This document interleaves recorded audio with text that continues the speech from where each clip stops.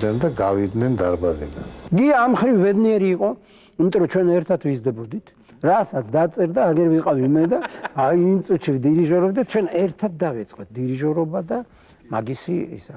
რა თქმა უნდა, დიდი წინააღმდეგობები დაგვხდნენ. მაგალითად იყო ხალხი და ისეთი ხალხი, რომელიც მართავდა ქართულ კულტურას, რომ ამბობდნენ, რომ გია წერს ებრაულ მუსიკას.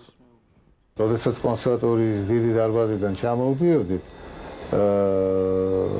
ზოგი ლაღიძის წყლების მაღაზიაში შედიოდა და ზოგი მარჯვნივ უხვევდა და იქ ბორჯომს ვამდით ხოლმე და მე კარგად მახსოვს, მე და ჩემი მეგობრები უკვე ჯანსუღიც იყო ჩვენთან ერთად ჩავედით და მე რაღაც ხურდაფული დაუდე გამყიდველს რომ დაუშვათ 6 ჭიქა ბორჯომი ჩამოესხა და ამ დროს დავინახე რომ ბატონი ვანო გოკიელი ჩვენი კომპოზიტორი რომელიც იყო აი ბალანჩივაძის თაობის წარმომადგენელი ისიც ესე იგი იდგა ამ 5 კაპიკიანით და აპირებდა ბორჯომის დალევას და ისიც იყო ჩემ პირველ სიმფონიაზე და როდესაც მე ვუთხარი რომ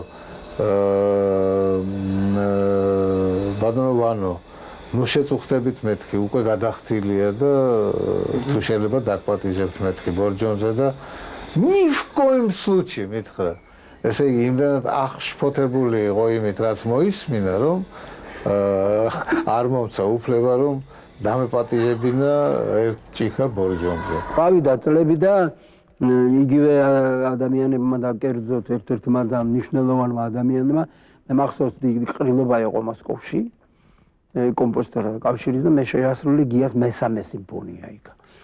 და მე იქ წესი იყო ხოლმე რომ რაც არ უნდა ყრილობა ყოფილიყო. მე დაგვაყენებდნენ რიგში და მავზოლეუმში ლენინს უნდა ვსტუმრებოდით და უცებ რიგში მავზოლეუმის რიგში ვდივარ მე და ეს პიროვნება მოხდა ჩემ გვერდში. და მე მითხრა რომ აი რა არისო ცხოვრებაო რომ მე სხვათვის ეს მესიამოვნა რომ ადამიანში თუ გულწრფელად ამბობდა გარკვეული გარდატეხა მოხდა. მე როგორ ცდებოდიო როცა ამბობდიო რომ ყანჩელიო ებრაულ მუსიკას წერს. ეს არის ნამდვილი ეროვნული ნაწარმოებია.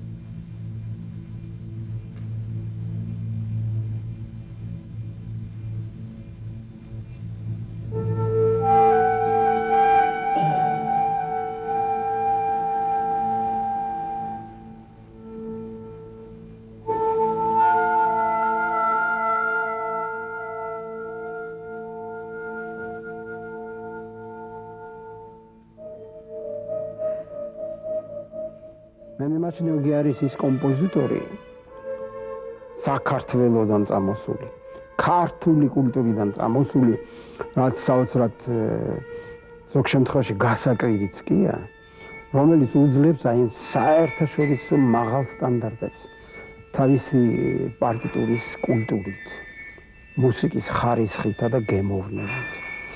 რაღაცა თავისი საავტორო ენის მოძებნით, აი აქვს თავისი საავტორო ენა და აქვს თავისი საავტორო სამყარო. იგი არაფერს არ გავს და არავის არ გავს. მან რაც იპოვნა, ისე უფრთხილდება იმას, რომ იქიდან გამოსვლა რაღაცერიდება კიდევაც, ან უმძიმს კიდევაც. ვინც ზერელად შეხედავს მის შემოქმედებას, შეიძლება დაგჭირდეს დაბეჭდილება, რომ თითქოს ერთ და იგივე საკეთებს და ერთ და იგივე სამყაროში ტრიალებს და რამდენი შეიძლება, მაგრამ ეს ასე არ არის. ვინც ღრმად ჩაიხედავს მისი იდეები ყოველთვის არის საინტერესო გამომსახველობითა და თავისი მხატვრული ღირებულებით. 90-იანი წლებიდან მოყოლებული თითქმის არც ერთი მისი მსოფლიო პრემიერა არ გამომიტოვებია. პირველად მისი ნაწარმოების პრემიერას ბერლინში დავესარი. ეს იყო მე-7 სიმფონიის გერმანული პრემიერა. იმ დღიდან მოყოლებული არ გამიცდენია მისი ნაწარმოებების თითქმის არც ერთი პრემიერა, რომელიც კი ევროპაში ჩატარებულა. არ მახსოვს ისეთი შემთხვევა, როცა მის პრემიერას წარმატების გარეშე ჩაევლა. მისი შემოქმედებით მოხიბლული რჩება როგორც მსმენელი, რომელიც მხურვალე აპლოდისმენტებით აჯილდოებს, ასევე მუსიკოსები. გია ყანჩელის მუსიკა შედევრია. ის სავსეა ემოციებით, გააჩნია ღრმა თვითგამოხატვის უნარი, გაჟენთილია ჰუმანური იდეებით. ის ფაქტი, რომ საქართველოს, ევროპისა და აზიის საზღვარზე მდებარეობს, ნათლად აისახება ყანჩელის მუსიკაში და მის ნაწარმოებებს გარკვეულ აღმოსავლურ ელფერს აძლევს. ყოველ შემთხვევაში ასეთია ჩემი შეხედულება. მიუხედავად იმისა, რომ გერმანელი მსმენელი არ იცნობს ქართულ მუსიკას, იგი წვდება ყანჩელის შემოქმედების მთელ სიღრმეს. ყანჩელის ნაწარმოებებში არის რაღაც ისეთი, რაც მის მუსიკას უნივერსალურ მუსიკად გარდაქმნის და საშუალებას გვაძლევს ყველას გავითავისოთ იგი.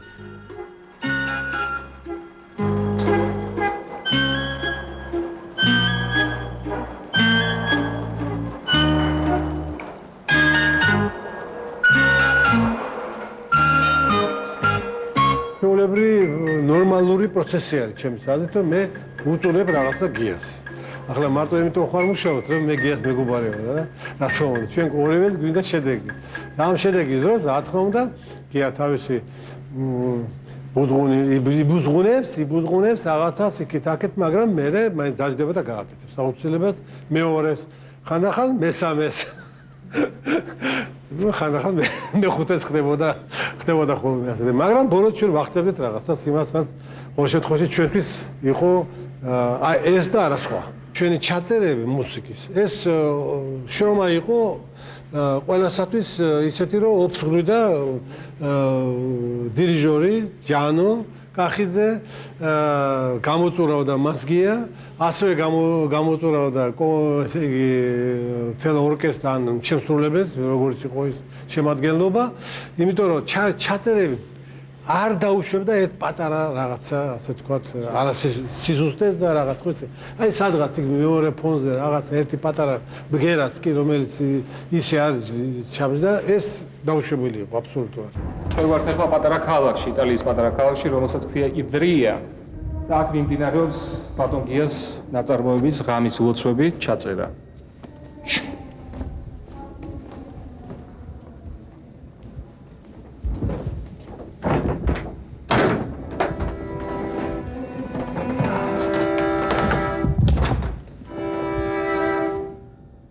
გია ყანჩელი ერთ-ერთი იმ კომპოზიტორთა